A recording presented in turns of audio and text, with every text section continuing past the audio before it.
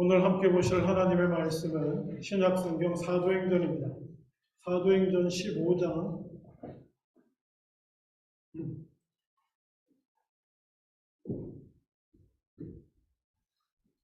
복음서들이 끝나고 사도행전입니다. 사도행전 15장 오늘 6절에서 11절 말씀인데 1절부터 제가 공독하겠습니다. 사도행전 15장입니다.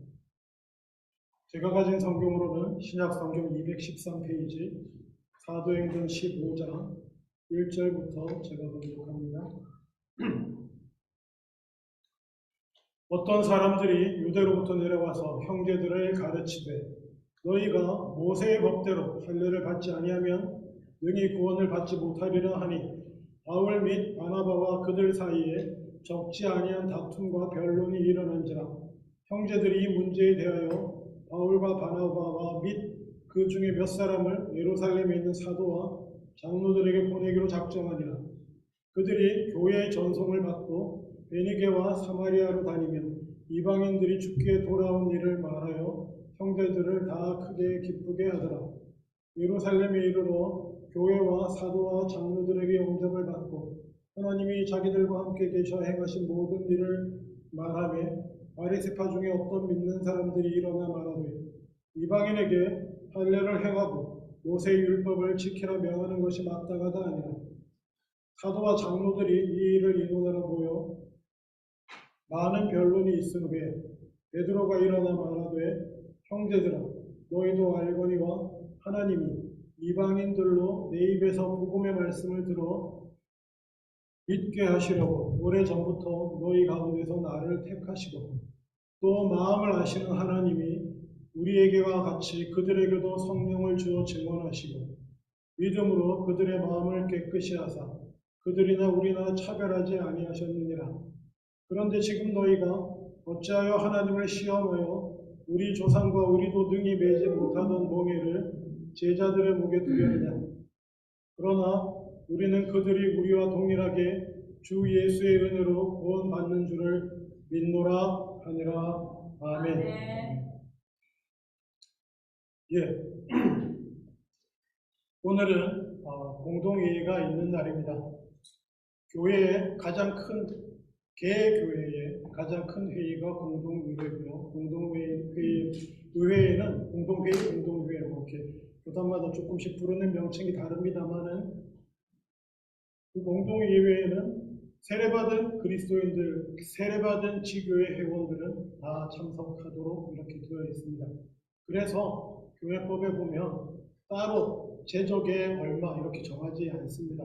지교회마다 사정이 있기 때문에 공동회의는 2주 전에 공동회의 있습니다. 발표한 뒤에 그날 오신 분 보고 너무 적게 오셔서 안 되겠다라고 당회나 아니면 운영위원회에서 목사님하고 의논해서 다음에 합시다라고 결정하지 않습니다. 경족수는 몇 분의 몇 이런 거 법적으로 따지지 않습니다. 왜냐하면 그 교회에 속한 모든 회원은 다 나오게 되는 거기 때문에 그래서 그렇게 진행하는 것이 공동의회가 됩니다. 그리고 참고로 오늘 읽은 이 본문의 말씀이 교회 최초의 교회 회의를 기록하고 있습니다. 성경에 회의가 별것 아닌 것 같은데 성경은 분명히 최초의 교회 회의를 이렇게 기록해서 하나님의 말씀으로 우리에게 남겨주고 있습니다. 말씀으로 우리에게 주신 이상 우리가 마땅히 묵상하고 생각해 볼 것이 있다라고 생각이 듭니다. 요즘 팔레스타인 지역이 마음 아프게도 전쟁과 분쟁 가운데 참 시끄러운데 이들 다툼의 중심이 되는 곳이 어디냐 하면 잘 아시겠지만 예루살렘입니다. 예루살렘은 유대인들에게도 성지요. 우리도 성지 개념을 크게 따지는 않습니다만 우리 그리스도인들에게도 성지요. 이슬람도 자기들의 성지 중에 하나로 봅니다. 일반 성지는 아니지만 성지 중에 하나로 예루살렘을 성지로 여겨요. 이러다 보니 그곳이 옛날부터 누가 갔느냐로 참 문제가 큰데 예루살렘에 가면 거기에 구역을 나눠놨어요.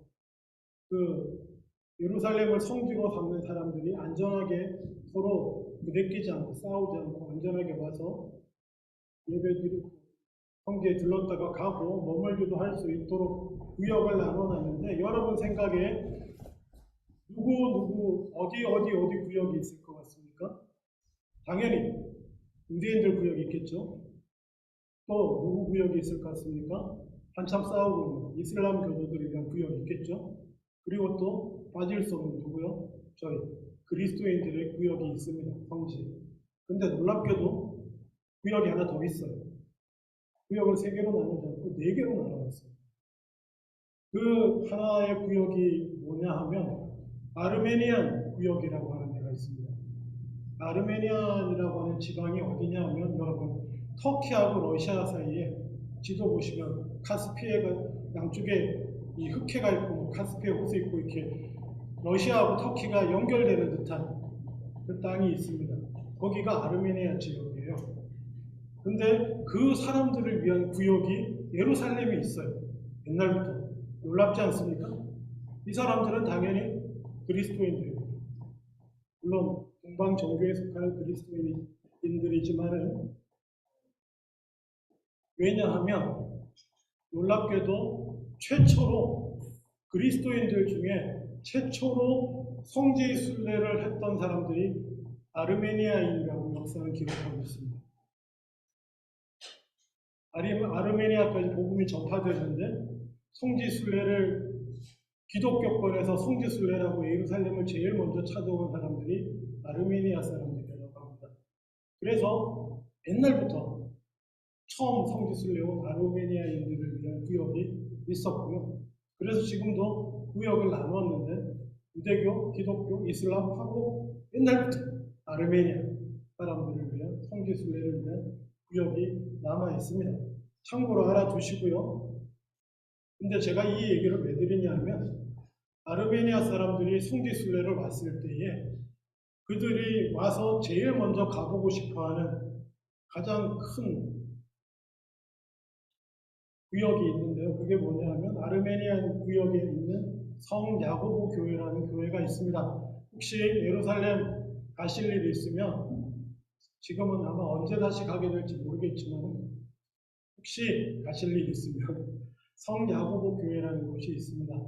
거기가 뭐 하는 데냐면 거기가 최초로 오늘 사도행전 15장에 교회 회의가 열렸던 곳입니다.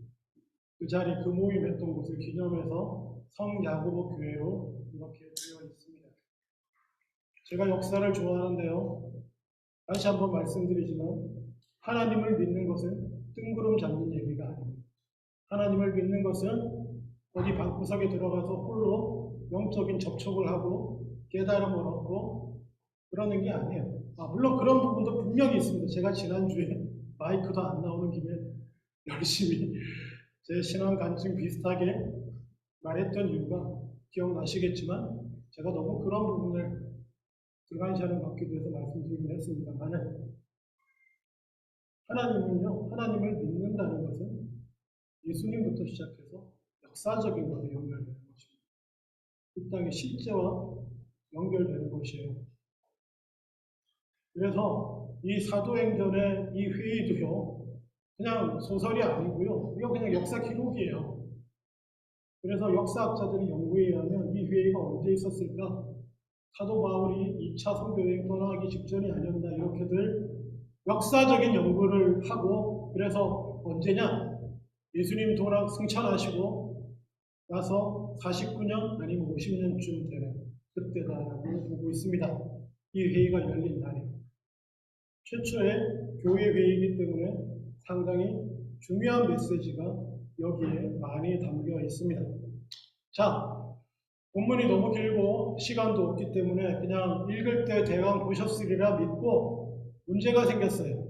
문제가 생기니까 회의가 생기겠죠. 어떤 문제였냐면 처음에는 예루살렘에만 교회가 있었습니다. 그런데 열심히 선교를 해요. 그리고 예루살렘 교회가 핍박을 받으면서 또 흩어지기도 하고 그래서 그리스 로마 세계로 흩어져 나가서 교회들이 생기기 시작하는데 여기저기 생기다가 그 중에 예루살렘 북쪽에 터키 남쪽 지역에 안티오크라고 하는 안디옥의 교회가 생겼습니다. 물론 처음에는 이 교회도 유대인들 중심의 교회였어요. 처음에 흩어진 유대인들이 회당에 모이고 회당 모임을 시작할 때 바울이 어떻게 전도했다고 했습니까? 어떤 도시에 가면 여기 회당 모임이 있는지 알아보고 회당에 가서 거기서 복음을 전했어요. 그렇게 하니까 회당 중심의 교회가 이루어지는 것입니다. 그런데 안디옥 교회에도 어느덧 거기가 이방 지역 한가운데 있으니까 이방인들이 안디옥 교회에도 나오기 시작한 거예요. 유대인들 말고 전혀 구약의 배경이 없는 사람들이, 모세나 율법의 배경이 정말 그만큼도 없는 사람들이, 바로 어제까지 우상 숭배하고 제물 바치고 그렇게 살던 사람들이 예수 믿겠다고 하나님을 알게 되고 나온 것입니다. 자, 여기서 문제가 발생합니다. 어떤 문제냐? 원래 유대인이었던 사람, 뼛속까지 모세의 율법을 지키고 율법대로 살아야 된다고 하는 것이 조상 대대로 몸에 배긴 사람들. 그 사람들은 예수를 믿으면서도, 예수를 구세주로 믿으면서도 그냥 자기 전통대로 율법은 마땅히 지켜야 하는 것이라고 생각하고 지켜갔습니다. 근데 자기가 유대인이었을 때 완전 상종도 못할 인간이라고 여겼던, 지옥의 땔감으로만 존재한다고 여겼던 이방인들이 예수님을 통해서 같이 하나님을 믿는다고 같은 예배 자리에 나갔어요. 오케이. 거기까지는 오케이. 하나님 믿게 됐으니까. 근데 이 사람들이 견디지를 못하는 거예요. 아니, 그래도 율법은 지켜야 되는 거 아니야? 하다못해 여기서 대표적으로 모세의 법대로 할례를 받아야 되는 거 아닌가? 구원받은 표시로, 하나님의 백성된 표시로 할례는 해야 되지 않나? 근데 사실 여기 대표적으로 할례라고 나와 있지만은 할례가 제일 어려운 거예요. 율법적 전통 중에 제일 어려운 게 할례입니다. 설명 안 하겠습니다. 할례가 제일 힘든 거예요. 죽을 수도 있어요. 성인이 된 다음에 할례를 받는 거, 그 당시로서는 목숨을 걸어야 되는 일 중에 하나예요. 어릴 때 애초에 유대인으로 태어나서 할례 받지 않은 이상. 근데 이 사람들이 그걸 주장하는 거예요. 할례를 받으라는 얘기는 율법 모든 것을 다 지키게 해야 된다는 주장인 겁니다. 근데 다행히 안티옥 교회 안에 있던 유대인 크리스찬들이 이 얘기를 한 건 아니고요. 예루살렘에서부터 모교회라고 하면 모교회고 정통교회라고 하면 정통교회일 수 있는 예루살렘에서부터 유대 배경의 그리스도인 누가 내려와가지고 사람들한테 막 그런 얘기를 하는 거예요. 그런 얘기를 막 퍼뜨리는 거예요. 아니, 할례를 안 받았어? 아무리 이방인이지만 이제 하나님의 예수님 믿고 하나님 백성이 됐으니까 할례 받아야지. 할례도 안 받고 어떻게 구원받은 사람이라고 할 수 있어? 구원 못 받아? 할례 못 받으면? 이런 식으로 얘기를 막 하고 다니는 거예요. 제가 어떤 분에게일지 짐작이 가시죠. 그래서 이 교회를 세우고 말씀으로 섬기고 가르치고 있던 바울과 바나바에게는 심각한 도전이었습니다. 2절 이렇게 쓰고 있죠. 바울 및 바나바와 그들 사이. 바울과 바나바 사이가 아닙니다. 바울과 바나바와 유대로부터 내려와서 그런 할례 받아야 되고 이방인들 다 하나님 믿으며 율법 지켜야 된다고 하는 그 사람들과 다툼과 변론이 일어날 수밖에 없어요. 계속 도전할 거 아니에요. 바울과 바나바가 복음을 가르쳐도 그래도 율법은 지켜야지. 그리고 심지어 바울은 항상 공격당할 거리를 가지고 있습니다. 바울이 공격당할 거리가 뭘까요? 당신 사도 맞아? 저 바울이란 양반 우리가 아는데 예수님이 이 땅에 살아계실 때 말씀 전하고 치유하시고 기적 행하고 가르치시며 다닐 때 그 옆에 근처에도 없던 사람이야 바울. 근데 무슨 그 바울이 자기도 부활하신 주님을 만나서 사도로 부름을 받아서 복음을 전하고 가르치는 그 말씀이 진짜 같아? 우리가 말하는 구약에서부터는 그 복음이 진짜, 구약의 말씀이 진짜지 이렇게 되는 거예요. 항상 그 공격들을 바울은 가지고 있습니다. 바울과 바나바와 그들 사이의 논쟁이 교회가 얼마나 시끄럽겠습니까? 그래서 어떻게 결론을 내리는가? 이게 중요합니다. 결론을 이 문제에 대해서 어떻게 할까라고 했는데 사람을 뽑아서 바울과 바나바와 그리고 또 그 중에 몇 사람 할례 받도록 해야 된다는 사람 포함이겠죠.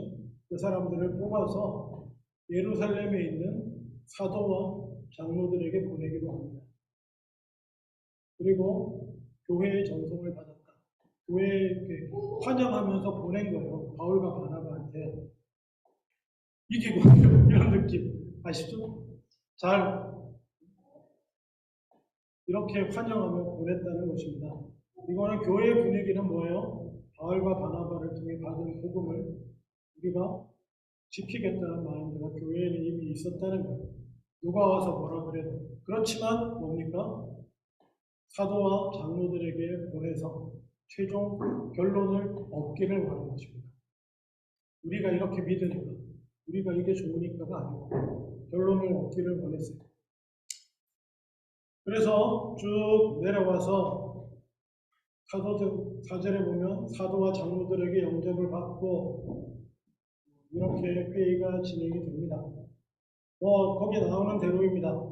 바리새파 중에 어떤 사람들은 일어나서 할례를 받게 해야 되고 모세의 율법을 지키라고 명령해야 된다고 말하고 바울과 바나바는 뭐라고 그러겠습니까? 우리가 복음을 전했더니 저 사람들도 우리가 받는 성령을 동일하게 받고 그들이 예수 믿고 이방인임에도 동일하게 변화되는 것을 우리가 봤다. 이렇게 증거합니다. 그래서 이렇게 구원의 복음을 전하고 그들이 율법 하나도 안 지켜도 할례 받지 않아도 하나님이 성령을 주셨다는 건 뭐예요? 자기 백성으로 삼았다는 거예요. 그런 증거들이 우리가 가지고 있습니다. 증거하고 증인하고 외성 논쟁이 일어날 때에 6절에 사도와 장로들이 이 일을 민원하러 모였다입니다. 여러분, 저는 사실 이 회의의 내용이 회의가 왜 굳이 회의한 게 기록에 남아있을까? 저는 이 6절에 있다고 생각합니다. 여러분, 교회에서 아주 신령한 교회에서 하나님의 성령이 역사하고 이런 교회에서 어떤 문제가 발생했을 때 그 문제에 대해서 해결하고 결정할 때 어떻게 될 거라고 여러분은 보통 상상하십니까? 다 같이 기도합시다. 기도하다가 어떤 한 분이 성령의 충만을 받아가지고 벌떡 일어나서 하나님이 내게 말씀하십니다. 이 문제는 이렇게 결론을 져야 됩니다. 저것은 거짓이고 내가 주님의 계시를 받았는데 내 성령 충만함으로 계시를 받았는데 이게 진리입니다. 이게 하나님의 말씀이고 이게 하나님의 뜻입니다. 저 거짓된 자는 이러고 결정나야 됩니까? 그렇게 하지 않았다는 것입니다. 여러분, 그게 중요해요. 네? 하나님의 성령이 살아계시고 역사하시고 나는 확신에 차 있고 성령이 역사하는데 나는 성령 충만한데 내게 보여주시는 뜻이 하나님의 뜻이지. 거기다가 내가 목사인데 내가 직분자인데 아니면 내가 영적으로 이렇게 성숙한 사람인데 내가 영적으로 이렇게 깊이 경험을 많이 한 사람인데 내게 보여주신 뜻이 하나님의 뜻이지. 그래서 저쪽은 이단이요 이러고 하는 게 초대교회부터 아니었다는 것입니다. 여러분, 이게 왜 이렇게 중요한지 아십니까? 그렇게 결정하지 아니하고 사도 바울도 어떤 사람입니까? 성령 충만에 대해서는 할 말 많은 사람이에요. 말을 안 해서 그렇지. 나도 경험한 걸로 따지면 천국 몇 층천에 갔다 온 사람이에요. 부활하신 예수님도 만났고 말 안 하잖아요. 그걸로 권위로 내세우지 않잖아요. 내가 성령과 직통하는 하나님과 거의 직통 계시를 받는데 서신서를 쓰면서 바울 같은 경우는 이거는 하나님의 말씀이고 이건 내 의견이다 이렇게 쓸 수 있는 사람이었어요. 무슨 말씀인지 아시겠습니까? 그만큼 분별력을 가지고 하나님의 뜻을 받고 선포할 수 있는 사람인데 그렇게 하지 않았다는 거예요. 저것은 하나님의 뜻이 아니다. 내가 받은 계시에 의하면 내가 받은 성령의 감동에 의하면 이게 진리다. 이렇게 말하지 않았다는 것입니다. 그러지 아니하고 함께 모여서 인원하는데 인원의 중심에 누가 있었다고요? 사도와 장로들이 있습니다. 아니 사도한테만 물으면 되는 거 아닌가? 아닙니다. 사도와 교회의 어른들로 세워진 지도자로 세워진 장로들에게 물었다는 게 중요한 의미가 있습니다. 사도는 왜 사도죠? 그리고 그 당시에 사도가 권위를 가지는 이유가 뭡니까? 사도가 왜 사도인가요? 사도가 다른 사람하고 다른 이유가 뭔가요? 부르심 받았다? 아니요. 사도 말고도 부르심 받을 수 있습니다. 성령으로 부르심 받을 수 있고요. 근데 그 당시 사도가 중요한 이유는 딱 하나예요. 사도만이 직접적으로 예수님 가까이에서 예수님이 역사적으로 활동하실 때, 역사적으로 살아서 활동하실 때 그 말씀을 들었고, 배웠고, 옆에서 직접 들었고, 그 말씀에 따라 선포하시며 모범을 보여주시고 행동하시는 것을 두 눈으로 보고 설명을 듣고 배운 사람들. 그게 사도의 권위입니다. 그래서 무슨 문제가 있으면 최종적으로 누구한테 물어봐야 되겠어요? 예수님은 이에 대해서 어떻게 가르치셨을까? 궁금하면 누구한테 물어봐야 돼요? 사도한테 가서. 그래서 사도가 권위가 있는 겁니다. 그러면 오늘날의 이 사도의 권위는 엄밀하게 어디에 있습니까? 사도가 존재합니까? 사도가 존재하지 않아요. 대신 사도의 권위를 우리는 정확하게는 성경에 뒀습니다. 사도의 권위가 뭐였어요? 예수님의 역사적인 예수님의 모습을, 예수님을 배우고 말씀을 배우고 모범을 보고 훈련받은 사람들이 사도잖아요. 근데 사도들이 죽으면 어떡합니까? 기록과 권위가 다 날아가잖아요. 그럼 어떻게 해야 돼요? 기록해야죠. 물론 성령의 감동으로 역사를 기록하지만 기록으로 남는 거예요. 그래서 복음서가 남는 겁니다. 아멘? 복음서가 남아서 복음서가 사도의 권위를 가져요. 그리고 거기 살짝 끼워서 교회 안에서 혹시나 약간의 사도적 권위를 누가 갖는다라고 말하자고 한다면 목사가 갖습니다. 왜 갖겠습니까? 목사는 성경을 이해하고 해석하기 위해서 훈련받은 사람이에요. 그래서 목사 라인으로 사도의 권위가 오는 겁니다. 이건 그냥 목사가 사도냐 이러면 노라고 말할 수밖에 없지만 그럼에도 불구하고 이 사도적 권위라고 하는 것이 실제 사도, 성경 말씀, 그리고 목회 현장에서는 목사에까지 이어지는 부분이 있습니다. 그래서 사도에게 묻는 것입니다. 오늘날에도 여전히 우리 가운데 문제가 있으면 어디에 물어야 됩니까? 말씀에 묻는 것 1번. 그렇죠? 말씀에 묻는데 개인의 신도들이 말씀 묵상하고 할 수 있지만 잘못된 것을 방지하기 위해서 사람들을 뽑아서, 은사 가진 사람들을 뽑아서 훈련시켜서 목사로 세우는 것입니다. 그러니까 여러분도 그냥 궁금한 거 있으면 저한테 잘 그러시잖아요. 카톡으로 질문하시고 좋아요. 목사를 잘 활용하는 방법 중에 하나입니다. 혼자 막 자꾸 고민하지 마시고. 그게 이렇게 내려오고 그럼 장로는 뭐냐? 장로는 뭘까요? 장로는 믿는 사람들 중에서, 거듭난 사람들 중에서 하나님의 말씀을 쫓아 믿음으로 성실하게 그리고 성령의 인도함을 따라 잘 살아온 사람들을, 그런 구별된 성도들을 대표하는 사람이라고 보시면 됩니다. 저는 그래서 어떻게 보면은 장로로 대표되는 거듭난 그리스도인들, 저는 장로는 교회법적으로도 교인들의 대표예요. 성도들의 대표입니다. 그러니까 거듭난 그리스도인들을 대표하고 있어요. 거듭난 그리스도인들, 그러니까는 이게 정확히는 뭐라고 회의를 했다는 게 무슨 얘기냐면, 어디에 물었다는 의미냐면, 오늘날 식으로 말하면 하나님의 말씀에 묻고, 그리고 또 어디에 물어요? 거듭난 그리스도인들에게 물었다는. 다 모아놓을 수는 없으니까 거듭난 그리스도인의 대표들, 그리고 거듭난 그리스도인들이 질문에 답할 수 있는 이유는 뭘까요? 그들이 교회의 문제에 답할 수 있는 이유가 뭐겠습니까? 여러분, 그냥 여기 다 성령으로 거듭난 그리스도인 여러분들이 교회의 문제에 나도 의견을 낼 수 있고 답할 수 있는 이유가 뭐예요?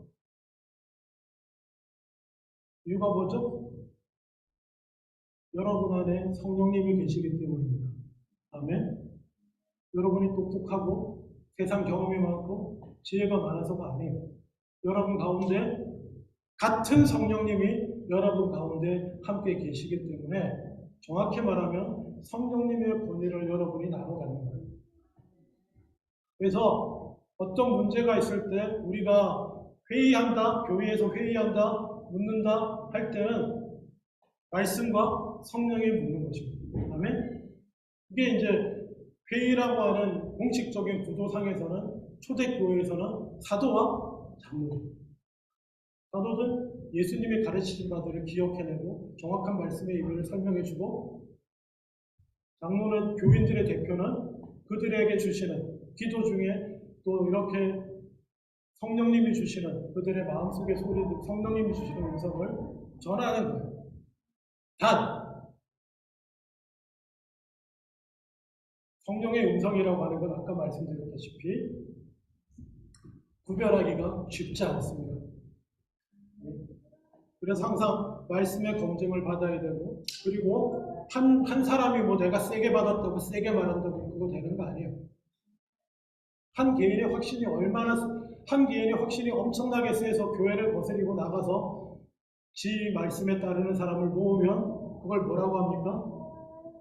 이단이라고 하죠. 그런 거예요. 성경에 보면 그래서 이런 말씀이 있습니다. 고린도전서 15장 29절에서 30절에 보면 예언하는 자에 대해 성경은 말하고 있습니다. 예언하는 사람 없을 것 같죠. 신약시대에도 예언하는 사람이 저는 있다고 봅니다. 왜? 고린도전서에도 교회 안에 예언하는 사람이 있었다고 나오니까요. 예언하는 사람들은 어떻게 이해해야 될지 우리가 생각이 많지만은 실제로 보면 제가 언젠가 말씀드렸다시피 퀘이커 교도들이 이 전통을 가장 잘 받아들이고 있는데, 그들은 감정을 고양시키는 음악도 하지 않는다고 했잖아요. 아마 모이면 그냥 조용히, 예배가 딴 거 없어요. 다 같이 모이면 조용해요.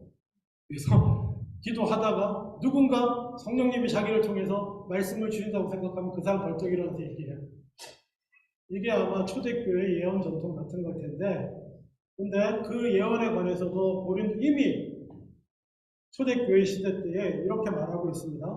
예언하는 자는 둘이나 셋이나 말하고 반드시 다른 이들은 분별할 것이고, 아멘.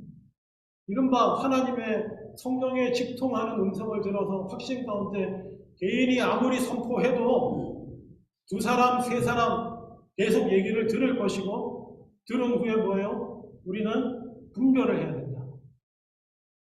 하나님의 예언이니 이것은 진리입니다. 이렇게 하면 안 된다는 거예요. 아무리 개인이 확신을 가지고 전해도 분별을 해야 돼요. 분별은 뭐로 하겠습니까? 1번, 다른 그런 이른바 말씀을 받은 사람들, 성령의 확신을 받은 사람들. 아니, 나는 이런 확신을 주시는데 그런 의견도 들어야 돼요. 그런 의견도 다 듣고 나면 뭐로 분별합니까? 말씀. 어느 것이 더 사도적 권위를 통한 하나님의 말씀에 접근하는 것인가 하는 거예요. 그리고 심지어 만일 곁에 앉아있는 다른 이에게 계시가 있으면 먼저 하던 사람은 잠잠해야 돼요. 자기가 아무리 세고 강하게 받았더라도 내가 막 말하다가도 옆에 누가 계시를 받았다고 또 일어나서 말씀하면 먼저 하는 사람 무조건 멈춰야 돼요. 이것도 일종의 절제인데,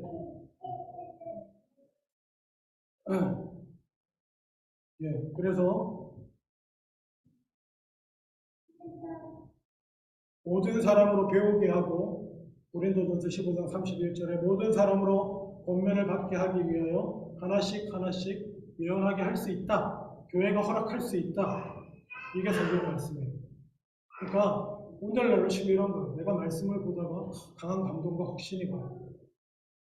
그게 교회에 주시는 말씀 같아요. 좋습니다. 나눌 수 있습니다. 그렇지만 뭐예요?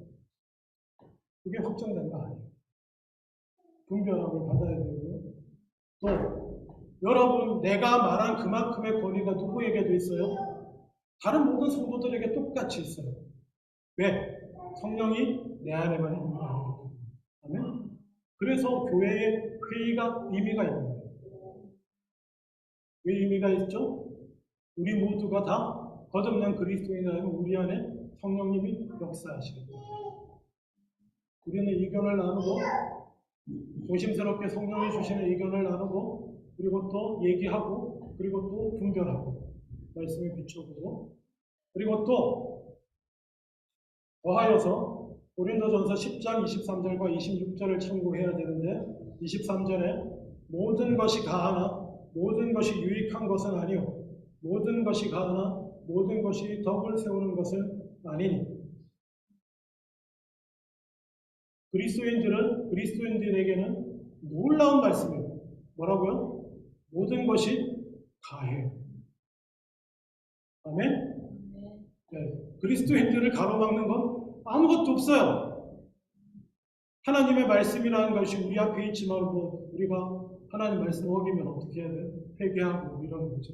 하여간 모든 것이 가해요. 근데 기억하라는 거죠. 모든 것이 덕을 세운다. 교회의 유익이 된다. 사람과 사람과 사이에 이익이 되는 것이 아니라는 거예요. 그래서 우리는 모든 것에서부터 뭘 해도 되고 어떤 결론을 내려도 되고 어떤 선택을 해도 물론 율법에 어긋나는 거 안 되겠지만 그렇지만은 우리의 결론은 고린도전서 10장 24절에 누구든지 자기의 유익을 구하지 말고 남의 유익을 구하라. 이게 뭡니까? 사랑의 원리죠.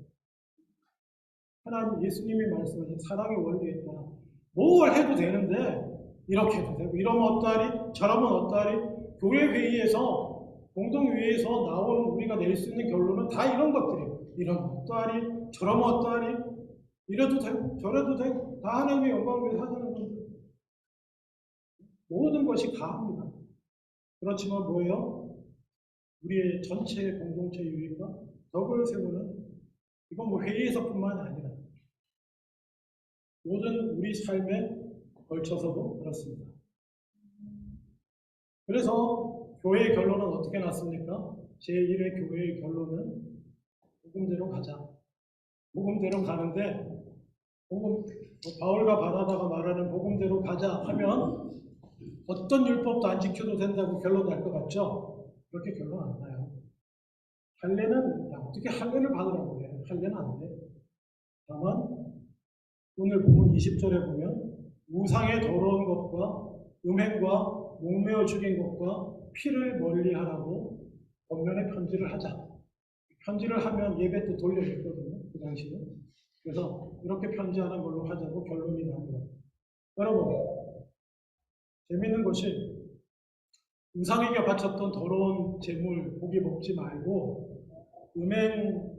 당연히 음행 가늠하면 안 되겠죠. 피 먹지 말자. 이게 지금 오늘날 우리 이해로 보면 이게 여러분 해당됩니까? 선지국 안 드시는 분 있어요? 말씀 때문에 선지국 안 먹는 거예요. 제가 저 되게 좋아하거든요. 없잖아요. 그리고 심지어 당장 여기서 우상에 바친 재물은 먹지 말자. 안 먹는 게 좋겠다. 그렇게 권면했어요. 근데 나중에 고린도 교회에 어떤 문제가 일어납니까? 고기 먹는 문제가 당장 일어나잖아요. 그 당시 히람 문화권에서 고기 먹으려고 그러면 고기는 다 우상에게 바친 다음에 잡아서 오는 건데 초신자들이 우상 숭배하다가 하나님 믿게 된 사람들이 고기 먹어도 모든 것이 가니까 우리 먹어도 되는데 우리 먹어도 된다 그러잖아요. 그렇죠? 모든 것이 가해서 먹는 거 아무 문제 없다. 우상이 존재하는 것도 아니고 우상에 바쳤다고 해서 그게 우상에 무슨 영향력이 있는 것도 아니고 먹는 거 상관없지만 뭐예요? 믿음이 연약한 자를 위해 그거 먹으면 뭔가 우상의 영향력에 빠질 것 같은 그런 두려움을 아직 자유하지 못하고 예수 믿은 지 얼마 안 돼가지고 가지고 있는 사람이 그 문제로 힘들어한다면 평생 안 먹고 삽니다. 이거거든요. 아멘?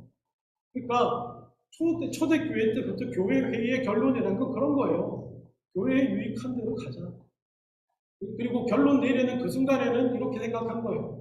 그래도 그 정도는 금지를 안 하는 걸로 우리가 하는 것이 이방 우상 숭배하다가 이제 감 믿는 사람들도 있고 하니까 교회 더불어 좋지 않겠나.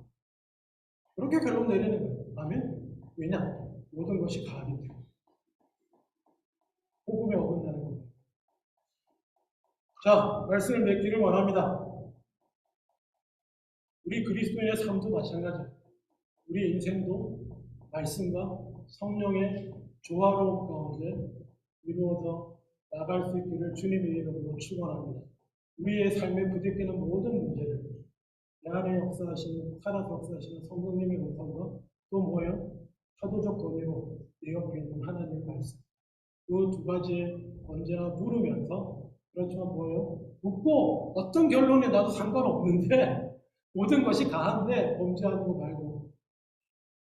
그렇지만 뭐예요?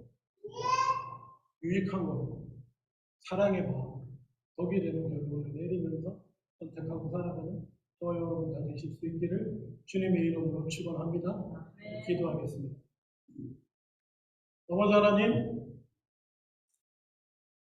말씀과 성령 안에서 말씀에 묻고 성령의 인도를 따르면, 성령의 인도를 따르고 또한 말씀에 물으면 그렇게 나아가는 우리들 한 사람 한 사람, 그리고 우리 교회 다 되게 하여 주시옵소서. 감사드리고 예수님 이름으로 기도합니다. 아멘.